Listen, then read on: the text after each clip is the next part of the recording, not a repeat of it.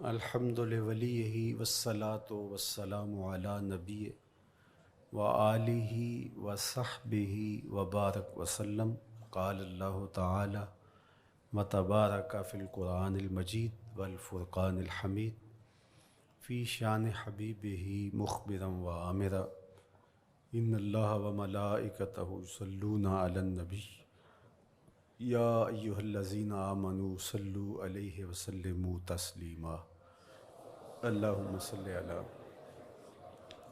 سیدنا و مولانا محمد معدن الجود والکرم صلاۃ و سلاما علیک یا سیدی یا رسول اللہ وعلی آلک و اصحابک یا حبیب اللہ۔ حمد و تعریف و توصیف اللہ جل مجدہ الکریم کی ذات بابرکات کے لیے، رسول رحمت، شفیع معظم، نبی محتشم، حضور ختمی المرتبت صلی اللہ علیہ وآلہ وسلم کے حضور ناز میں اپنی عقیدتوں، ارادتوں اور محبتوں کا خراج پیش کرنے کے بعد واجب الاحترام، ذوی الاحتشام، عالی مرتبت، محترم سامعین، حاضرین، السلام علیکم ورحمۃ اللہ وبرکاتہ۔ شعبان المعظم کے مبارک دن بڑی تیزی کے ساتھ گزر رہے ہیں، اور یہ وہ مبارک مہینہ ہے جس میں انوار اترتے ہیں۔ ام المومنین سیدہ عائشہ رضی اللہ تعالی عنہا فرماتی ہیں کہ حضور علیہ السلام کو رمضان المبارک کے بعد سب سے زیادہ روزے شعبان المعظم میں رکھتے ہوئے دیکھا ہے۔ ماہ شعبان میں رمضان المبارک کا شدت سے انتظار کرنا، اس کی ہمیں ترغیب دی گئی ہے، بلکہ رجب کا چاند طلوع ہوتے ہی یہ دعا مانگا کرتے تھے میرے اور آپ کے آقا و مولا کہ اللہ ہمیں شعبان تک اور پھر رمضان المبارک تک پہنچا دے۔ اس مہینے کا آنے والے موسم نور کا استقبال کرنا، اس کے شوق میں بے تابیوں کا اظہار کرنا، یہ اللہ جل شانہ کے ساتھ محبت کی علامت ہے۔ شعبان المعظم کے دن گن گن کے گزارے جائیں کہ اتنے دن رہ گئے ہیں رمضان المبارک میں، اب اتنے دن رہ گئے ہیں رمضان المبارک میں۔ انسانی ذہن میں یہ سوال پیدا ہو سکتا ہے کہ متعینہ وقت پر تو اس مہینے نے آنا ہی ہے، اور اگر زندگی موجود رہی تو اس کو پا ہی لیں گے، تو اس شدت سے انتظار کرنے کا کیا مطلب؟ تو اس کا جواب یہ ہے، بیرون ملک سے کسی کے بزرگ نے، والد نے یا کسی کے بیٹے نے آنا ہو تو وہ 2 ماہ قبل ہی آنکھیں فرش راہ کیے ہوتے ہیں اور گن گن کے دن گزار رہے ہوتے ہیں، اور جو ہی لمحے قریب آتے ہیں تو پھر گھڑیاں اور ساعتیں بھی گنی جاتی ہیں۔ بار بار گھڑی دیکھتے ہیں، ابھی تک پہنچے نہیں، جبکہ یہ طے ہے کہ 5:02 پہ فلائٹ اترے گی۔ تو بار بار گھڑی دیکھنے کا مطلب لاہور سے 2 گھنٹے یہاں گجرانوالہ میں پہنچتے ہوئے لگیں گے، لیکن ہر 10 منٹ کے بعد کہ ذرا پتہ کرو کہاں تک پہنچے ہیں۔ کیا مطلب اس کا؟ مطلب اس کا یہ ہے کہ جب سینے میں کسی کا انتظار رکھا ہوا ہو تو پھر بے تابیاں، بے چینیاں، اضطراب موجود ہوتا ہے۔ ہم دنیا کے لوگوں کے ساتھ جو ربط و رشتہ رکھتے ہیں اس کے مطابق ان کا انتظار ہوتا ہے۔ کچھ آنے والے ایسے بھی ہوتے ہیں جنہوں نے ہمیں بتایا ہوتا ہے کہ فلاں دن ہم پہنچیں گے، اور وہ دروازے پہ دستک دے رہے ہوتے ہیں اور ہم سو کے اٹھ رہے ہوتے ہیں، اور اچانک جب پتہ چلتا ہے کہ فلاں باہر دروازے پہ دستک دے رہے ہیں تو ہم استقبال تو کر رہے ہوتے ہیں، لیکن ہمارے ذہن میں یہ بھی ہوتا ہے وہ میں بھول گیا، تو اب تو یہ کام بھی میرے ذمے ہے، تو مجھے یاد آ گیا ہوتا۔ تو جن لوگوں کے لیے دل میں محبتوں کی جگہ ہو تو ان کے لیے پھر سارے کام مؤخر کر کے ان کے استقبال کیے جاتے ہیں۔ یہ مہینہ اللہ کی رحمتوں کا موسم بہار ہے، چھم چھم رحمتیں برستی ہیں، انوار اترتے ہیں، گناہگاروں کو آتش دوزخ سے نجات بخش دی جاتی ہے۔ تو اس کا استقبال کرنا، اس کے لیے انتظار کرنا، گن گن کے دن گزارنا، لمحے اور ساعتیں بسر کرتے ہوئے بار بار ماہ سیام کا ذکر کرنا، یہ اس مہینے کے ساتھ محبت کی دلیل ہے، اور اس مہینے کے ساتھ محبت اللہ سے محبت کی دلیل ہے۔ اس لیے اس مہینے کا استقبال کرنا، اس کے لیے تیاری کرنا، اپنے گھر کو صاف کرنا، اس کے لیے اپنی اولاد کے دل میں شوق پیدا کرنا اور ماحول پہلے پیدا کرنے کی کوشش کرنا، تاکہ جو ہی یہ ماہ جلوہ گر ہو تو روزہ رکھنے کا مزاج پیدا ہو چکا ہو، تلاوت کلام مجید کا مزاج پیدا ہو چکا ہو، دیگر نوافل اور اچھے اعمال بجا لانے کی عادت پڑ چکی ہو۔ تو شعبان میں ہی اس کی تیاری ہوتی ہے، تاکہ رمضان المبارک آتے ہی ہم پوری طرح سے مستعد اور فعال ہو کر کے اس مہینے کی برکتوں کو سمیٹ لیں۔ اللہ کے محبوب علیہ السلام نے ارشاد فرمایا کہ جب ماہ سیام آتا ہے فتحت ابواب الجنہ، تو جنت کے 8 دروازے کھول دیے جاتے ہیں۔ جنت تو اللہ جل شانہ کی کرم نوازیوں کا ایک ایسا خوبصورت منظر ہے کہ آج تک نہ کسی آنکھ نے اس کو دیکھا، نہ کسی کان نے سنا، اور نہ اس کا کوئی تصور کر سکتا ہے، ایسی خوبصورت بنائی ہے۔ وہاں کی ہوائیں جب چلتی ہیں تو گرد نہیں اڑتا، کستوری اڑتی ہے۔ وہاں دودھ کی، شہد کی، مائے معین، کوثر، سلسبیل کی نہریں بہتی ہیں، موتی زمرد کے محلات بنے ہوئے ہیں۔ وہ خوبصورت محل اور وہ خوبصورت جنت کا ماحول، لیکن اس کے باوجود اس خوبصورت جنت کو، مرصع جنت کو، نظیف ترین بقعۂ رحمت کو 11 ماہ تک رنگ و روغن کیا جاتا ہے رمضان المبارک کے استقبال کے لیے، اور جب یہ مہینہ آتا ہے تو اس کے دروازے کھول دیے جاتے ہیں، اور جنت کے 8 دروازوں میں سے ایک دروازے کا نام باب الریان رکھا گیا ہے، جو صرف روزہ داروں کے اعزاز و تکریم کے لیے ہے۔ روزہ دار اس دروازے سے گزر کے جنت جاتے ہیں۔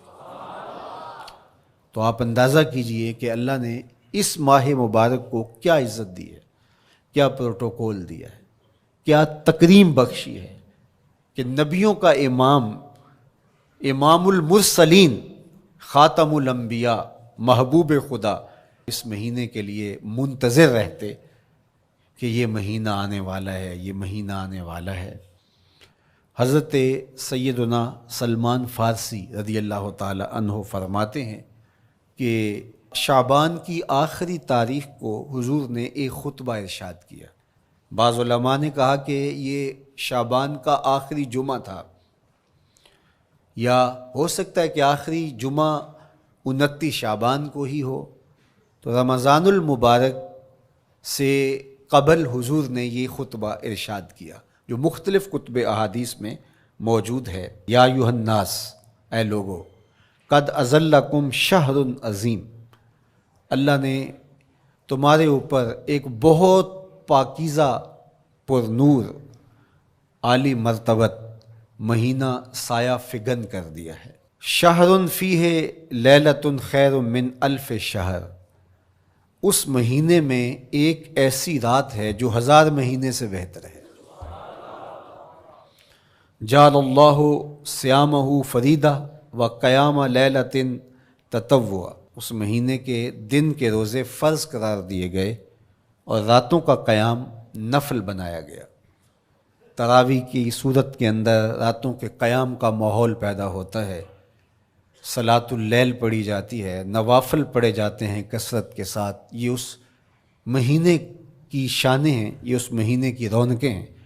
اس مہینے میں اللہ تعالیٰ نے خاص کرم نوازیاں عطا کی ہیں اہل ایمان کو۔ وَمَن تَقَرَّبَ فِيهِ بِخَصْلَةٍ مِّنَ الْخَيْرِ كَانَ كَمَنْ أَدَّى فَرِيضَةً فِيمَا سَوَاهُ۔ ایک نفل کا ثواب ایک فرض کے برابر اس مہینے میں کر دیا جاتا ہے۔ وَمَنْ أَدَّى فَرِيضَةً كَانَ كَمَنْ أَدَّى 70 فَرِيضَةً فِيمَا سَوَاهُ۔ اور اگر کوئی ایک فرض ادا کرتا ہے تو اس کو 70 فرائض کا ثواب ملتا ہے۔ اس قدر نیکیوں کا اجر بڑھا دیا جاتا ہے، ان کی قیمت بڑھا دی جاتی ہے اس مہینے میں۔ اور پھر ارشاد فرمایا وَهُوَ شَهْرُ الصَّبْرِ، یہ صبر کا مہینہ ہے۔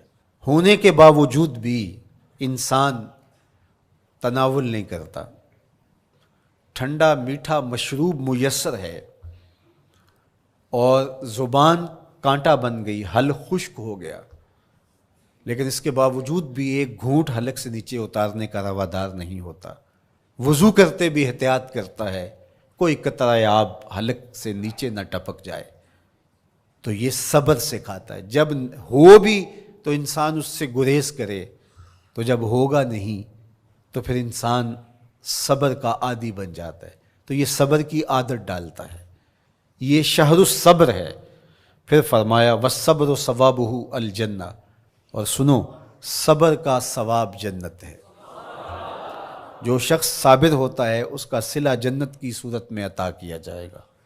وشہر المواسات، اور یہ ہمدردی کا مہینہ ہے، باہمی پیار کا مہینہ ہے، الفتیں بانٹنے کا مہینہ ہے، نرم دلی کا مہینہ ہے، ایک دوسرے کے احساس کا مہینہ ہے۔ جب کوئی شخص بھوک اور پیاس کاٹتا ہے تو اس کو پھر محسوس ہوتا ہے، بالخصوص امراء، کہ بھوک کیا بلا ہوتی ہے، اور جو نان شبینہ کو ترستے ہیں اور جنہیں کھانا میسر نہیں آتا ان کی زندگیاں کتنی تلخ ہوتی ہیں۔ تو بھوک اور پیاس احساس پیدا کرتی ہے ان لوگوں کا کہ جو اللہ کی دی ہوئی نعمتوں سے محروم ہیں۔ تو اس لیے یہ ایک قسم کا رحم دلی کا مہینہ ہے، پیار بانٹنے کا مہینہ ہے، یہ الفتیں تقسیم کرنے کا مہینہ ہے۔ وَشَهْرٌ يُزَادُ فِيهِ رِزْقُ الْمُؤْمِنِ، اور یہ ایسا مبارک مہینہ ہے جس میں مومن کا رزق بڑھا دیا جاتا ہے۔ روزہ کھانا بچانے کے لیے یہ اخراجات کم کرنے کے لیے نہیں ہے، بلکہ اس میں آپ کا رزق اور بڑھ جاتا ہے۔ ایسی ایسی نعمتیں کھانے کو ان لوگوں کو بھی نصیب ہو جاتی ہیں عام دنوں میں جو ان کا مقسوم نہیں ہوتی۔ دسترخوان لگتے ہیں، افطاریاں ہوتی ہیں، سحری کے لمحات ہوتے ہیں، کوئی کسی کو ویسے کھانا کھلائے تو اس دسترخوان پہ کھانے کے لیے آنا اس کا اور رنگ ہوتا ہے۔ لیکن افطار کا دسترخوان جب بچھتا ہے اور لوگ جب اس کے اوپر آتے ہیں، امیر بھی آتے ہیں، غریب بھی آتے ہیں، تو اللہ کی دی ہوئی نعمتیں جو دسترخوان پہ پڑی ہوتی ہیں ان کو اٹھاتے ہیں، کام و دہن کی تسکین کا سامان کرتے ہیں، عزت نفس بھی مجروح نہیں ہوتی اور طرح طرح کی نعمتیں کھانا بھی دستیاب ہو جاتی ہیں۔ تو یہ ایک مہینہ ہے مواسات کا، اس میں رزق بڑھ جاتا ہے، غرباء تک بھی اللہ کی نعمتیں وہ پہنچتی ہیں جو عام دنوں میں ان کو میسر نہیں ہوتی، اور امراء بھی نعمتوں کا لطف لیتے ہیں، نعمتوں کا مزہ انہیں آتا ہے، اس لیے کہ بھوک کاٹنے کے بعد جب ان کو نعمت میسر آتی ہے تو پھر انہیں احساس ہوتا ہے۔ جو شخص ہر وقت سیراب رہتا ہے تو اس کو کیا پتا کہ شدید بھوک کے بعد کھانے کا لطف کیا ہوتا ہے۔ سخت پیاس کے بعد میٹھا اور ٹھنڈا مشروب جب رگوں کو تر کرتے ہوئے معدے تک پہنچتا ہے تو اس کی تراوت، اس کی ٹھنڈک، اس کی لذت، اس کا کیف و سرور، اس کی عذوبت کس طرح راحت بخشتی ہے۔ اسی لیے میرے اور آپ کے آقا و مولا نے ایک دوسرے مقام پہ ارشاد فرمایا للصائم فرحتان، فرحۃ عند فطرہ و فرحۃ عند لقاء ربہ، روزے دار کے لیے دو خوشیاں ہیں، ایک خوشی اسے تب ملتی ہے جب وہ روزہ افطار کرتا ہے. وہ لمحے مسرتوں کے ہوتے ہیں، ایک روحانی احساس ہوتا ہے. اتنا لمبا دن، اتنا سخت دن، گرمی کی شدت، مالک تیرا شکر ہے لمحہ اختتام پہنچا، اور یہ اتنا لمبا دن تیرے حکم کی تعمیل کرتے ہوئے بسر ہو گیا. ایک تو روزہ کھولتے ہوئے وہ ایک سرشاری ہوتی ہے، وہ ایک لذت ہوتی ہے، روحانی تسکین ہوتی ہے. آج کل وہ افطار کے دسترخوان لگتے ہیں تو جس طرح ہمارے سارے معاملات جو ہیں وہ ملوث ہو گئے ہیں ریا سے، تصنع سے، اس طرح افطار بھی ایک فیشن کے طور پہ فروغ پا رہی ہے. تو اس میں امراء کو اور شخصیات کو بلایا جاتا ہے، اور ایسے لوگ کثرت کے ساتھ ہوتے ہیں جن کا روزہ بھی نہیں ہوتا.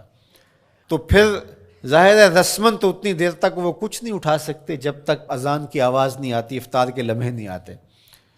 تو اس وقت جو روزہ دار ہوتا ہے، جب وہ مشروب لے رہا ہوتا ہے، جب وہ کوئی لقمہ اتار رہا ہوتا ہے، تو اس کی جو فرحت ہوتی ہے، اور جس نے روزہ نہیں رکھا اور وہ بھی افطار کے دسترخوان پہ بیٹھا ہے، تو کیا اس کو کوئی روحانی حظ، کوئی سرور، افطار کے لمحوں کا کوئی لطف مل سکتا ہے؟ وہ بیچارہ کتنا بے چین ہوتا ہوگا کہ یہ شخص ہے کمزور ہے، سارا دن مزدوری کر کے آیا ہے، اور اس کا بھی تو سارا دن گزر گیا بھوک اور پیاس سے، اور میں صحت مند ہوں اور سارا دن ٹھنڈے ماحول میں رہا ہوں اور مجھے توفیق نہیں ملی. تو وہ گھونٹ کتنے مشکل اس کے لیے ہوتے ہوں گے. اور روزہ دار کے لیے کس قدر وہ آسودہ بخش لمحے ہوتے ہیں کہ جب اس کو یہ مسرت ہو رہی ہوتی ہے کہ مالک تیرا شکر، گرم موسم، زباں کانٹا، حلق خشک، اور تو نے تکمیل تک لمحے پہنچائے اور میرا دن خیریت سے گزر گیا. تو وہ اس کے لیے ایک خوشی کا لمحہ، روحانی مسرت کی کیفیت. اور دوسری کہ جب وہ ٹھنڈا اور میٹھا مشروب، سارے دن کی سوکھی ہوئی زبان اور خشک حلق، اور انسان کی جو ہے وہ رگیں بھی، انتڑیاں بھی خشک ہو چکی ہوتی ہیں، تو ٹھنڈا اور میٹھا مشروب جب انسان کے معدے کی طرف بڑھ رہا ہوتا ہے، زبان بولے نہ بولے، ایک ایک رواں اللہ کی حمد بول رہا ہوتا ہے، اور تشکر انسان کے رگو ریشہ سے ادا ہو رہا ہوتا ہے، اور اس کی کیفیت، اس کی سرشاریاں، اس کی لذتیں وہ دیکھنے کی ہوتی ہیں. تو کہا للصائم فرحتان، روزے دار کو تو ایک فرحت اس وقت ملتی ہے عند فطر ہی، جب وہ روزہ کھولتا ہے، روحانی فرحت بھی، جسمانی فرحت بھی.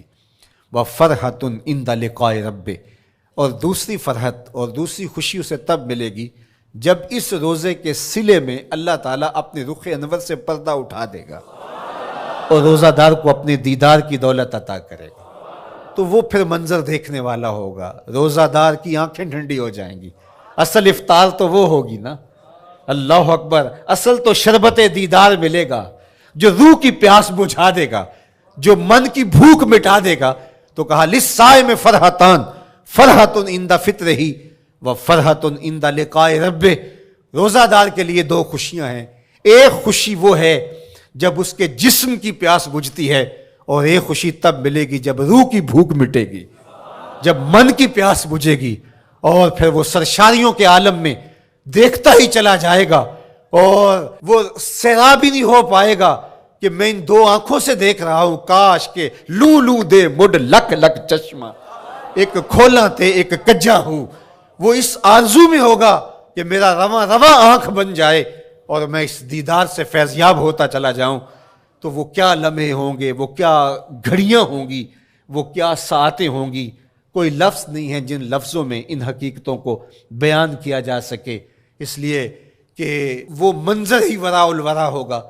تو روزہ دار کو فرحت ملتی ہے جب وہ روزہ کھولتا ہے. تو فرمایا وَشَهْرٌ يُزَادُ فِيهِ رِزْقُ الْمُؤْمِنِ، اس میں مومن کا رزق بڑھا دیا جاتا ہے. وَمَنْ فَطَّرَ فِيهِ صَائِمًا كَانَ مَغْفِرَةً لِذُنُوبِهِ، جس نے روزہ دار کا روزہ افطار کروایا. اللہ کے محبوب فرماتے ہیں کہ ایک تو خود روزہ رکھا، اور دوسری سعادت یہ ہے کہ ماہ سیام میں روزہ دار کا روزہ افطار کروایا. آپ شریعت بیضاء کو بنظر عمیق مطالعہ کر کے دیکھیں، ماہ سیام میں بہت زیادہ اس بات پہ زور دیا گیا ہے کہ روزہ افطار کرواؤ. اپنے گھر میں بیٹھ کر کے روزہ افطار کر لینا یہ بھی سعادت مندی ہے، روزہ نصیب ہو جائے. لیکن اس بات پہ بہت زور دیا گیا ہے ماہ سیام میں کہ ایک ماحول پیدا ہو، لوگوں کو افطار کروائیں تاکہ تمام لوگوں تک اللہ تعالیٰ کی نعمتیں پہنچیں اور لوگوں تک جو ہے وہ رمضان المبارک کی برکتیں پہنچیں. تو ارشاد فرمایا ومن فطر فیہ صائما، جس نے روزے دار کا روزہ افطار کروایا، کانا مغفرۃ لذنوبہ، تو وہ افطار کروانے والوں کے گناہوں کی بخشش کا ذریعہ بن جائے گا. یہ افطاری گناہوں کی مغفرت کا سبب بن جائے گی. وَعِتْقَ رَقْبَتِهِ مِنَ النَّارِ، اور آتش دوزخ سے گردن کی آزادی کا مجدہ جاں فضا بن جائے گا. یہ امر کہ اس نے کسی کا روزہ افطار کروایا. وَقَانَ لَهُ مِثْلُ أَجْرِهِ مِنْ غَيْرِ أَنْ يَنْقُصَ مِنْ أَجْرِهِ شَيْءٌ، اور روزہ افطار کروانے والے کو روزہ رکھنے والے جتنا اجر ہی دیا جائے گا، لیکن روزہ رکھنے والے کے اجر میں بھی کوئی کمی نہیں واقع ہوگی. جتنا اس نے سارے دن کی بھوک اور پیاس کاٹ کر کے تکلیف اٹھا کر کے روزہ رکھا، جس نے شام کو اس کو افطار کر دیا اتنا ہی ثواب اس کو عطا کر دیا جائے گا، اس کا اجر کم کیے بغیر. اللہ اکبر! یہ امت کے لیے اللہ نے کیا پیکج دیا ہے، کیا کرم نوازیاں ہیں اس امت کے لیے. آقا کریم نے ارشاد فرمایا ایک شخص صبح سے لے کے ظہر تک مزدوری کرتا ہے، اس کو ایک قیراط دیا جاتا ہے، اور ایک شخص ظہر سے لے کر عصر تک مزدوری کرتا ہے، اس کو بھی ایک قیراط دیا جاتا ہے، اور ایک عصر سے لے کر مغرب تک مزدوری کرتا ہے، اس کو 2 قیراط دیے جاتے ہیں. فرمایا پہلی مثال یہود کی ہے، دوسری مثال نصارہ کی ہے، اور تیسری مثال میری امت کی ہے. یہودیوں نے اور عیسائیوں نے اس پہ اعتراض کیا کہ ہمارا اجر کیوں تھوڑا ہے، تو میرے اور آپ کے آقا و مولا نے فرمایا تمہارا تھوڑا نہیں، ہمارا زیادہ ہے. آج کل اگر 1000 روپیہ مزدوری چلتی ہو مزدور کی، تو کوئی شخص صبح سے شام تک ایک شخص سے مزدوری کروائے اور 1000 روپیہ دے دے، اور دوپہر کو اڈے سے جا کے ایک مزدور اور لے آئے، شام کو اس کو بھی 1000 روپیہ دے آئے، اور ایک شخص کو عصر کے وقت لائے اس کو 2000 روپیہ دے دے، تو 1000 والا کہے کہ میرے سے زیادتی ہوئی ہے، تو اس سے زیادتی تو نہیں ہوئی، اسے تو پوری مزدوری دی گئی ہے. اب اس پہ مہربانی ہوئی ہے، اس پہ رحمت ہوئی ہے. تو کہا یہود اور نصارہ کی یہ مثال ہے، ایک صبح سے ظہر تک مزدوری کرے اس کو 1 قیراط، ایک ظہر سے عصر تک مزدوری کرے اس کو بھی 1 قیراط، اور تیسرا بہت تھوڑا وقت عصر سے مغرب تک مزدوری کرے اس کو 2 قیراط. کہا یہ امت محمدیہ علی صاحب الصلوات کو دیا گیا نور ہے. تو ایک شخص نے سویر سے لے کر شام تک روزہ رکھا، بھوک کاٹی، پیاس کاٹی، سخت شدت کی گرمی سہی، اور ایک شخص نے شام کے وقت اس کو روزہ افطار کروا دیا. اور سنو حضور علیہ الصلوۃ والسلام کا فرمان، جب حضور نے فرمایا کہ اس کو پورا اجر ملے گا پہلے کے اجر کو کم کیے بغیر، تو صحابہ کا تو دل تڑپنے لگا کہ یہ کتنی بڑی بات ہے. اب آپ جانتے ہیں کہ یہ زمانہ ایسی معاشی خوشحالیوں کا نہیں تھا، لوگوں کے پاس تو نان شبینہ بھی میسر نہیں ہوتا تھا. تو صحابہ نے جو سوال کیا، قالوا یا رسول اللہ صلی اللہ علیہ وسلم، انہوں نے کہا اے اللہ کے پیارے رسول صلی اللہ علیہ وسلم، لیسا کلنا یجد ما یفطر الصائم، ہم میں سے تو ہر بندہ یہ طاقت نہیں رکھتا کہ روزہ دار کو روزہ افطار کروا دے. تو یہ اتنی بڑی سعادت، تو یہ تو پھر اہل زر ہی یہ سعادت حاصل کر پاتے ہیں. ہمارے جیسے لوگ تو پھر جو مال و دولت نہیں رکھتے تو وہ تو پھر یہ سعادت نہیں حاصل کر پائیں گے. تو میرے اور آپ کے آقا و مولا نے کیا فرمایا؟ قال، حضور نے ارشاد فرمایا یؤتی اللہ ھذا الثواب، یہ ثواب اللہ اسے شخص کو بھی عطا کرے گا. من فطر صائما علی مزقۃ لبن او تمرۃ او شربۃ من ماء، فرمایا کہ یہ اجر اللہ اس کو بھی عطا کرے گا جس نے کسی کا روزہ 1 گھونٹ دودھ سے کھلوا دیا، یا 1 کھجور سے کھلوا دیا، یا پانی کے 1 گھونٹ سے اس کا روزہ افطار کروا دیا. لازمی نہیں ہے کہ دسترخوان سجا ہو، انواع اقسام کے کھانے پڑے ہوں اور وہ افطاری ہی افطاری قرار پائے گی۔ جس نے کسی کو وہاں باہر ٹوٹیوں سے پانی کا گلاس بھر کے، کٹورا بھر کے سادہ پانی بھی پیش کر دیا تو اس کو بھی ثواب مل جائے گا۔ کتنا ثواب ملے گا؟ پورا روزہ رکھنے کا ثواب اس کو ملے گا۔ کتنی رحمتوں کی لوٹ سیل لگی ہے۔ کوئی ایسے بھی بانٹتا ہے، کوئی ایسے بھی کرم نوازیاں ہوتی ہیں، لیکن میرے رب کے خزانے کتنے کھلے ہیں۔ میں نے مدینہ المنورہ میں ایک شخص کو دیکھا کہ وہ روزے کے وقت وہاں سے ہی گلاس لیتا اور زمزم سے بھرتا اور روزہ داروں کے آگے رکھتا چلا جاتا، اور روزانہ اس کا یہ عمل ہوتا۔ نماز عصر کے بعد شروع ہوتا، جتنی اس کی پہنچ ہوتی ہر ایک کے آگے رکھتا چلا جاتا۔ پانی بھی وہاں سے لیا، گلاس بھی وہاں سے لیا۔ اللہ اکبر! فرمایا دودھ کا ایک گھونٹ یا پانی کا ایک گلاس یا ایک کھجور اس نے کسی کو پیش کی اور اس نے اس سے روزہ کھولا، اللہ کے محبوب فرماتے ہیں پہلے کے اجر میں بغیر کسی کمی کے اس کو پورا پورا ثواب روزے کا نصیب ہوگا۔ اللہ اکبر!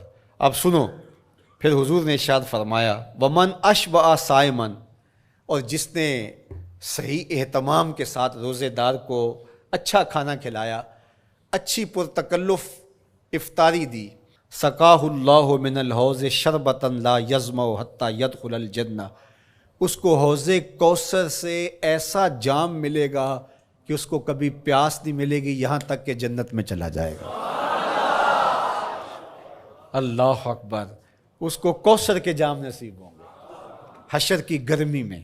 اور آپ کو معلوم ہے، علماء سے آپ نے بارہا سنا ہوگا کہ جام کوثر جس نے ایک بار پی لیا پھر 50,000 سال کے دن میں اس کو دوبارہ پیاس نہیں لگے گی۔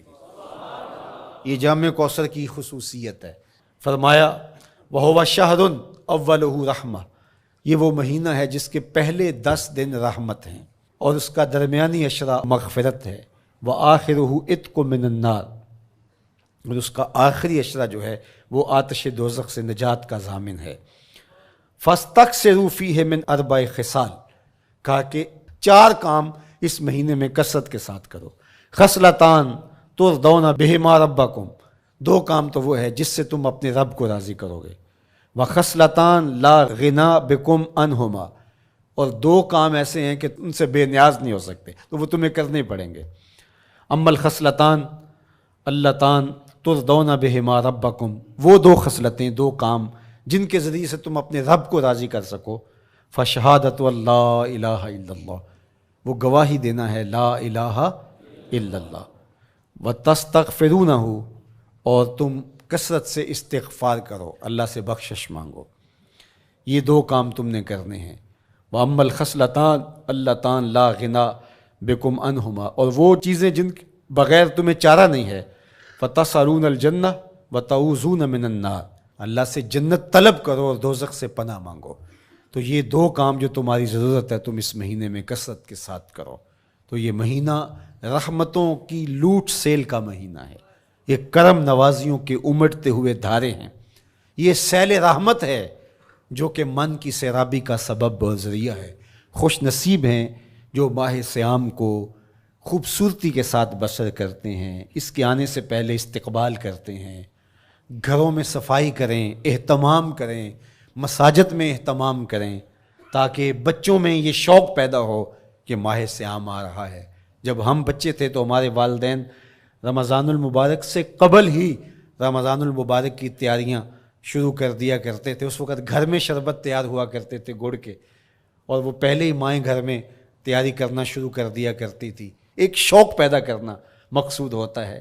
تو کچھ چیزیں ایسی ہیں کہ آرڈر لکھیں اور 1 سیکنڈ میں گھر پہنچ جائے، لیکن کچھ چیزیں یہ جو ہے وہ تیار کرنی چاہیے، شوق پیدا ہو۔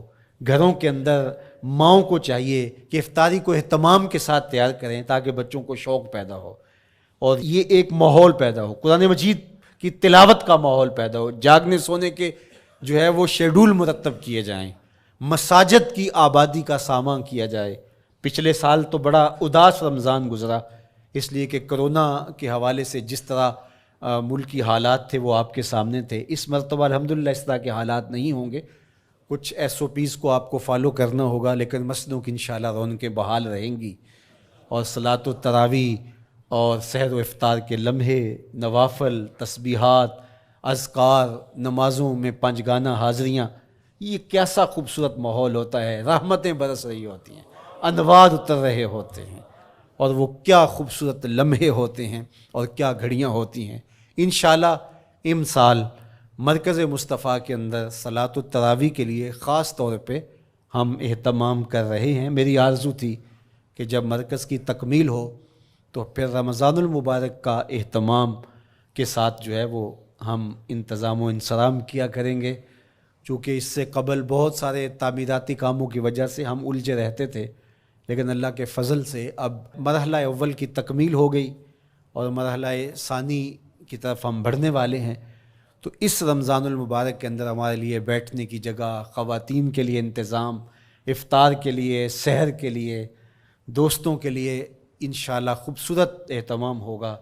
بہت اچھے قاری قرآن جو ہے وہ صلاۃ التراویح پڑھائیں گے، تو وہ میٹھے اور دل آویز لہجے اور مرکز کا ماحول انشاءاللہ ذکر و فکر کے حلقے بھی ہوں گے، دروس قرآن کے حلقے بھی ہوں گے، تو ایک ماحول انشاءاللہ پیدا ہو، اور انشاءاللہ میں بھی آپ کے ساتھ ماہ صیام میں موجود رہوں گا، افطار کے لمحوں میں بھی، سحر کے لمحوں میں بھی، تراویح میں بھی، نمازوں میں بھی انشاءاللہ، اور پھر جب ہم ہوں گے تو ماہ صیام ہوگا، رحمت کی گھڑیاں ہوں گی، اترتے ہوئے انوار ہوں گے، محبتوں کا ہجوم ہوگا، افطار کے میلے ہوں گے، سحری کے خوشگوار لمحے ہوں گے، قرآن کی دل نواز صدائیں ہوں گی، اور مرکز مصطفیٰ کا نورانی پرکیف سرمدی ماحول ہوگا، اور ہم اپنے رب سے اس کی رحمتیں طلب کریں گے۔